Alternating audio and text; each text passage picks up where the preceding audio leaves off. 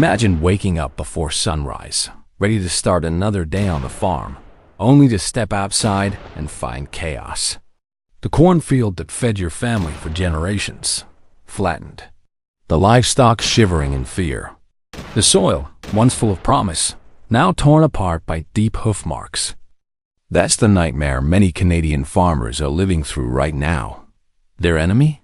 Not droughts, not storms, but wild boars. Ruthless, destructive, and multiplying faster than anyone can stop them. What used to be an occasional nuisance has now exploded into a full-blown national crisis, threatening not just crops but entire rural livelihoods. The question tearing communities apart is simple. How far should we go to stop them? When local farmer Mr. Thompson found his fields ravaged overnight, he didn't just lose a harvest. He lost months of labor, thousands of dollars, and a sense of safety. The next morning, he called local authorities in desperation, knowing that these creatures would be back. His story isn't unique. Across Canada, wild boars are leaving a trail of destruction. Reports estimate that the damage they cause exceeds $100 million every single year.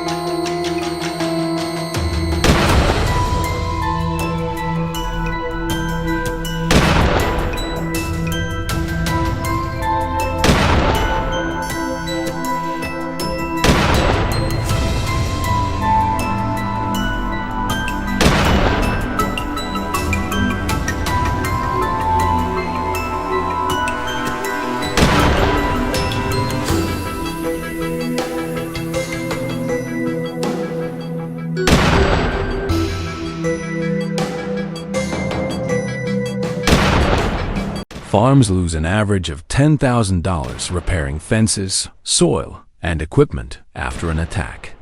And that's not even counting the hidden costs, the spread of diseases to livestock, contamination of water sources, and the emotional toll on farmers who watch their life's work vanish overnight. These animals aren't just an agricultural threat. They're a ticking biological bomb. Some carry diseases that can infect cattle and even humans, pushing already struggling farmers to their breaking point. But how did things get so out of control? The truth lies in how unstoppable wild boars are at reproducing. A national survey revealed that their population has been growing by nearly 9% every year since the late 1980s. A single pair of adult boars can produce 2 litters annually, each with 4 to 6 piglets. That's a biological factory of destruction. Professor Michael Carter from the University of Alberta explained it bluntly. Even if we eliminated 65% of them every year, their numbers would still rise. It's like fighting a wildfire that spreads faster than you can contain it. As of today, Canada is home to over 62,000 wild boars, and the number keeps climbing. The fight to control them is starting to look like a losing battle, Dodd. So now the government has taken the fight to the skies.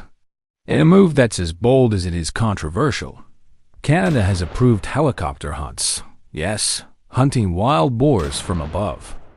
Only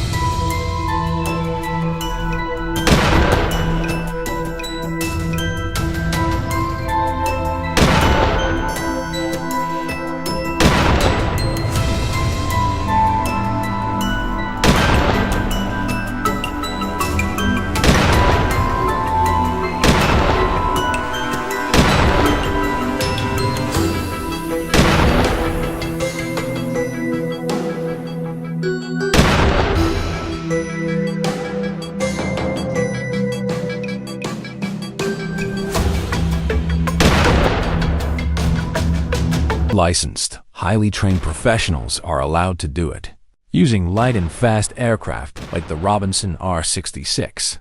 This agile helicopter can hit speeds of up to 128 miles per hour and carry 5 people, perfect for tracking boars across thick forests and wide farmlands. But it's not cheap. Each flight hour can cost anywhere from $500 to $1,000, depending on the location and equipment. Compared to traditional traps or ground hunts, it's expensive, but the aerial view gives hunters a powerful advantage. From above, entire herds can be spotted at once, their movement patterns revealed in seconds. And when a herd of 15 suddenly scatters below, the hunters have just minutes to act before they vanish back into the forest. In 2024 alone, the Canadian Department of Natural Resources reported that more than 10,000 wild boars were eliminated through helicopter hunts. For farmers watching their lands crumble, this high-cost operation feels like salvation. Some of them even join the hunts, driven by a mix of fear and determination. One participant described it vividly: flying low and watching those wild boars scatter below is something you never forget. It's chaotic, dangerous, but strangely satisfying. The team learned quickly that accuracy is everything. In the beginning, they wasted fuel and time chasing a single boar. But with better scopes and experience, they turned the operation into a science, spotting, targeting, and neutralizing threats in record time. Each shot from above could mean a field saved, a harvest protected. But not everyone agrees that the solution should come from the sky.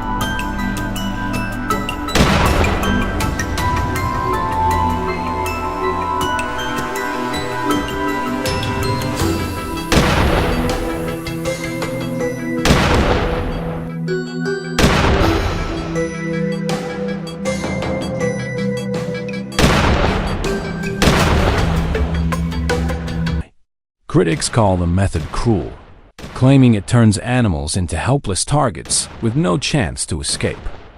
Conservationists argue that the noise from helicopters doesn't just affect boars.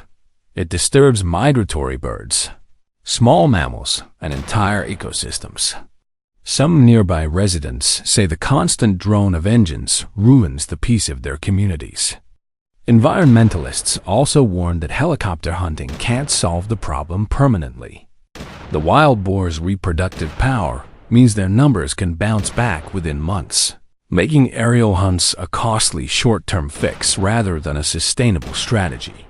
There's also the issue of safety. Flying low over dense terrain with armed hunters on board carries real risk. A single engine failure could mean disaster for both the crew and anyone below. And strict licensing laws are in place for a reason.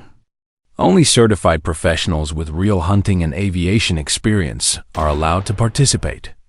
Violating these laws can result in heavy fines or even prison time. Yet despite the danger, many believe it's worth it. Because when your livelihood is on the line, when you've seen what these animals can do to your land, the moral debate fades behind the urgency of survival. Still, the controversy keeps growing. Is this fight about protecting farms, or are we crossing ethical lines for convenience? The government faces a balancing act, protecting the food supply while maintaining humane practices. On one side are the farmers pleading for help before their land becomes unrecognizable. On the other are environmental advocates, reminding us that nature doesn't respond well to brute force. Somewhere in the middle lies the truth. Canada needs a long-term plan that combines science, technology, and compassion. That might mean smarter fencing systems, better monitoring of breeding zones, or sterilization programs to curb population growth. But none of those solutions are quick or easy. For now, the helicopters keep flying. The sound of their rotors echoing across rural skies has become both a warning and a promise that the fight isn't over.